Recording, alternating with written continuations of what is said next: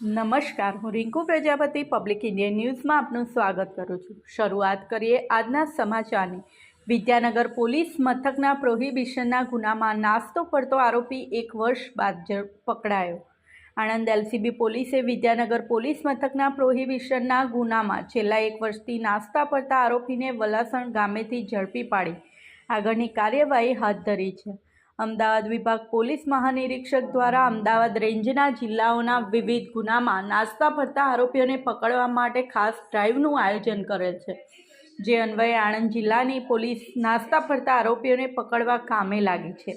આ દરમિયાન આણંદ એલસીબી પોલીસે વિદ્યાનગર પોલીસ મથકના પ્રોહિબિશનના ગુનામાં છેલ્લા 1 વર્ષથી નાસ્તા પડતા આરોપી અમિતભાઈ ઉર્ફે ભેમો શનાભાઈ તળપદા, રહેઠાણ વલાસણ, તાલુકો જિલ્લો આણંદ ને વલાસણ ગામ નજીકથી ઝડપી પાડ્યો છે ને આગળની કાર્યવાહી અર્થે તેને વિદ્યાનગર પોલીસ મથકે સોંપ્યો છે।